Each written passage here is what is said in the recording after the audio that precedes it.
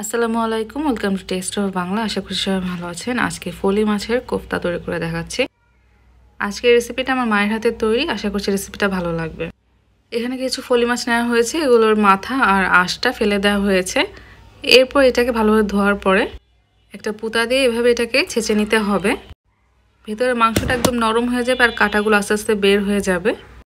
ফলি মাছের উপরে এই চামড়াটা শক্ত থাকে, এটাকে এভাবে ছাড়িয়ে নিতে হবে। এই পাশ থেকে এটাকে টান দিলেই দেখবেন এটা খুলে যাবে আর কাঁটাটা আপনাদেরকে আলাদা করে নিতে হবে। একটা চামচের সাহায্যে ভিতরে যে মাংসটা আছে সেটাকে এভাবে কেচে নিতে হবে। দেখুন কাঁটাটাও কিন্তু বের হয়ে গেছে। সবগুলো মাছকেই প্রথমে ছেঁচে নিয়ে উপর থেকে মাংসটা যখন নরম হয়ে যাবে তারপর এরকম একটা চামচের সাহায্যে কেচে নিতে হবে। আর উপরে যে চামড়াটা আছে মাছের, এটাকে আলাদা করে একপাশে রেখে দিতে হবে। তো সবগুলো করা হয়েছে, এরপর কাঁটাটা আলগা করে বেছে নিতে হবে মাংস থেকে।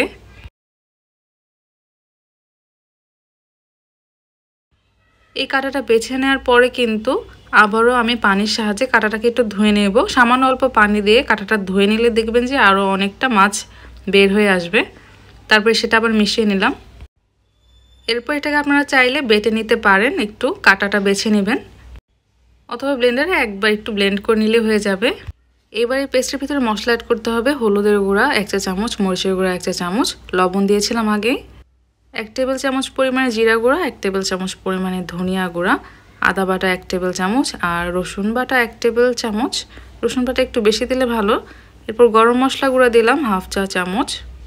একটা বড় আকারের পেঁয়াজ কুচি আর ছোট সাইজের একটা গাজর কুচি করে নিতে হবে। সাথে টমেটো নিতে হবে একটা। টমেটো গাজর এটা দেওয়াটা একদমই অপশনাল, এটা দিলে আরও টেস্টটা বাড়বে। তারপর স্বাদমতো কাঁচামরিচ দিতে হবে। অর্ধেকটা পরিমাণে ফেটে রাখা ডিম দিয়ে দেওয়া হলো। ডিমটা দেওয়াতে এটা ভিতরটা একটু সফট হবে আর দিলে টেস্টটাও বাড়ে। ভালোভাবে মেখে নিতে হবে। আর মাখার সময় যদি মনে হয় যে এটা একটু লিকুইড রয়েছে তাহলে এর ভিতরে একটু চালের গুঁড়ো অ্যাড করতে হবে। আমি 4 টেবিল চামচ পরিমাণে চালের গুঁড়ো এর ভিতরে দিয়ে দিলাম। তারপর এটাকে আবারও ভালোভাবে মেখে নিতে হবে।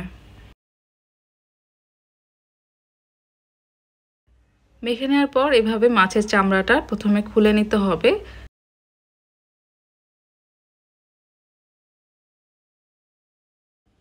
এই চামড়ার ভিতরে এবার মাছ দিয়ে দিতে হবে। মাছের এই পেস্টটা এভাবে করে ছড়িয়ে দিয়ে উপর থেকে চামড়াটা এভাবে ফোল্ড করে নিতে হবে।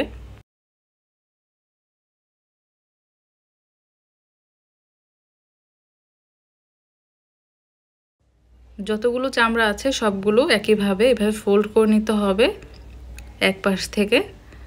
আপনারা চাইলে এটা কড়াইতেও করতে পারেন। এখানে তেল গরম করে নিয়েছি, তারপর এক এক করে কয়েকটা মাছের বড়া এভাবে দিয়ে দিলাম।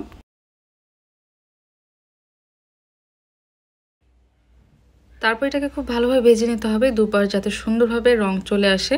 এক পাশ হয়ে গেলে এভাবে উল্টে দিতে হবে। মাছের বড়া বা কোফতাটা খেতে কিন্তু খুব মজাদার, যদিও একটু কষ্ট কাঁটাটা বেছে নেওয়া, তবে কষ্ট হলেও খেতে কিন্তু অসম্ভব মজাদার। আপনারা অবশ্যই এটা বাসায় ট্রাই করবেন। তো আমি এটাকে উল্টিয়ে টুলটিয়ে দিলাম। খুবই সুন্দর রং চলে এসেছে। এবার এগুলোকে এক এক করে তুলে ভিতরটা কেমন হয়েছে আমি ভেঙে দেখাবো।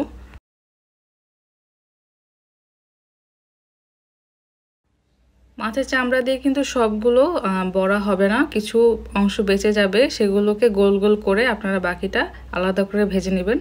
আমি কিন্তু বাকিগুলো এভাবে করে ভেজে নিয়েছি। দেখুন এখানে প্রায় আধা কেজি মাছের বড়া তৈরি করা হয়েছে। অনেকগুলো বড়া হবে। দেখুন একটা ভেঙে দেখাচ্ছি কতটা সুন্দর হয়েছে। এটা আপনারা চাইলে খালিও খেতে পারবেন অথবা চাইলে ভাতের সাথেও খেতে পারবেন। আজকের রেসিপিটা একদমই ঘরোয়াভাবে যেভাবে তৈরি করা হয় সেভাবে তৈরি করে দেখানো হলো। আশা করছি রেসিপিটা আপনাদের ভালো লেগেছে। আগামীতে আরও অনেক রেসিপি দেখার আমন্ত্রণ জানিয়ে বিদায় নিচ্ছি। সবাই ভালো থাকবেন। আল্লাহ হাফেজ।